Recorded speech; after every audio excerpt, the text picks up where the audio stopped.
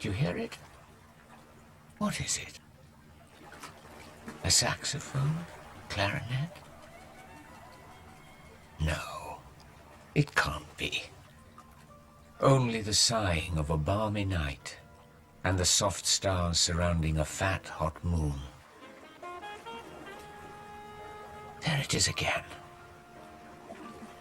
blowing across the bay on the warm, moist breeze, through the tasseled palms, over the weary limbs of the homeless lost to heaven and earth on the pavements of Bombay.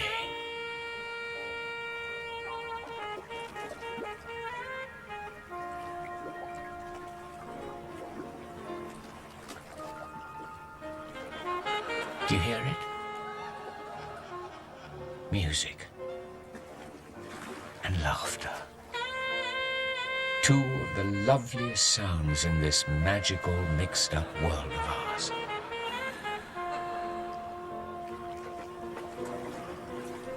Familiar sights, famous landmarks, friendly faces, memories. So many memories. Very nearly 100 years' worth. I have seen so much, and I have heard so much.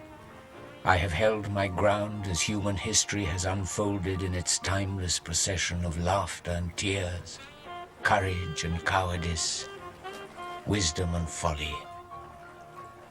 Friends, many gone and remembered, many still here to talk to and share my life with, many unknown, but soon to become friends.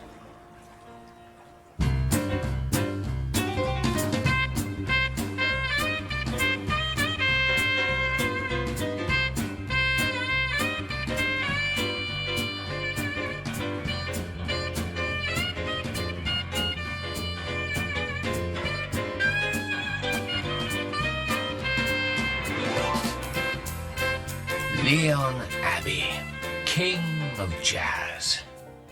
He came to us from the ambassador in Paris. Don't know why there's no sun up in the sky. Stormy weather. Leon Abbey, what a stylist he was. Man about town in China silk suit, bosky shirt, silver tie, and buckskin shoes. For 2 winters, he was Bombay's biggest crowd puller.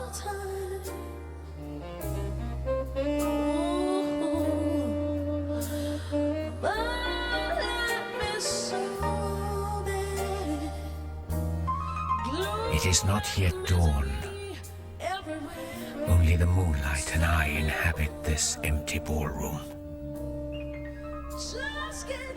Oh, I love that song. Wish you could have heard Myrtle Watkins sing it. Used to give me sleepless nights. Yes, I was young and good-looking then. I'm only good-looking. All right. At least I didn't use Anzona gel to slick my hair down like Leon Abbey did.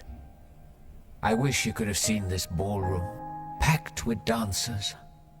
It had been newly air-conditioned and decorated at the time.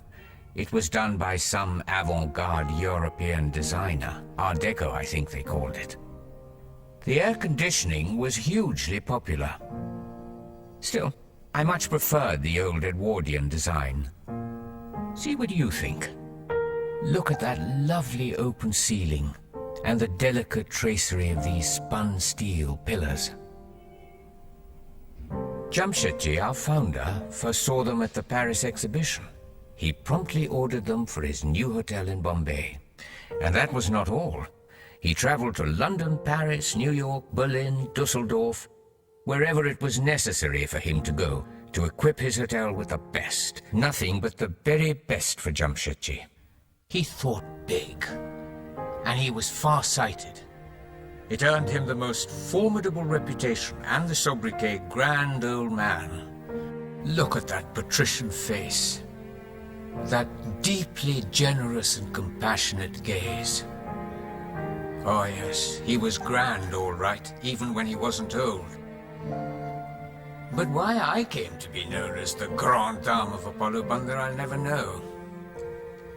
People just enjoy being bitchy when you've had a few facelifts, don't you think? So, the grand old man built his hotel. Almost immediately, there was an apocryphal story doing the rounds. Here's what Louis Brumfield, who often stayed with us, says in his novel, Night in Bombay. There is a legend that the hotel was designed to face the bay, but that the Indian contractors who built it put it up the wrong way round, and that the English architect who designed it took one look at it on his arrival in Bombay and, seeing what they had done, hanged himself. Like the designer of the Cologne Cathedral, rumored to have been the devil. His name has been lost. The real story is that the Indian contractors had got it absolutely right. And the architect was an Indian gentleman called Rao Sahib Sitaram Vaidya, who had served a long apprenticeship under the great fin de siècle master builder of Victorian Bombay, Mr. Frederick Stevens, who designed the Victoria Terminus and the municipal headquarters and several other now famous Bombay landmarks.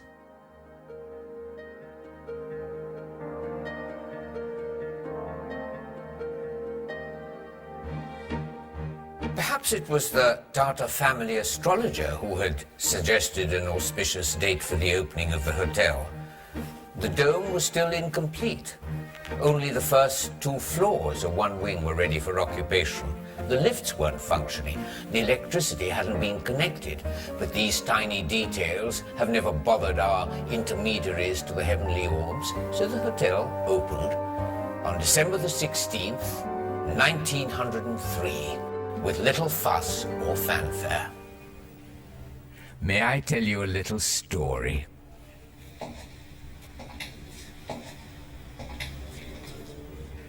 There's this American gentleman taking a world cruise on a luxury liner. He's standing on the deck as the ship approaches Bombay Harbor, and he asks a passing ship steward about the large domed building in the distance. "It's the Taj Mahal, sir," replies the steward. "Gee, thanks," says the American. And click, click, click goes his camera.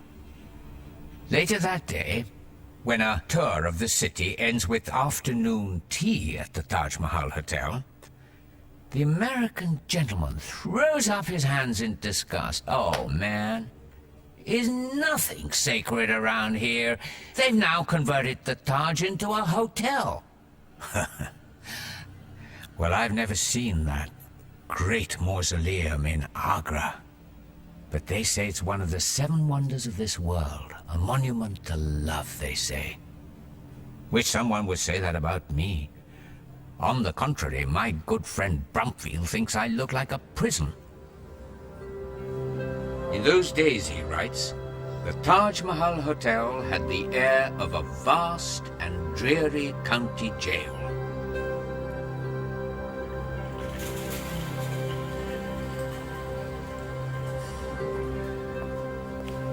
Prison certainly wasn't the reason for Mrs. Sarojini Naidu coming to stay with us so often, though she was in and out of prison several times for her forthright actions during the country's struggle for independence.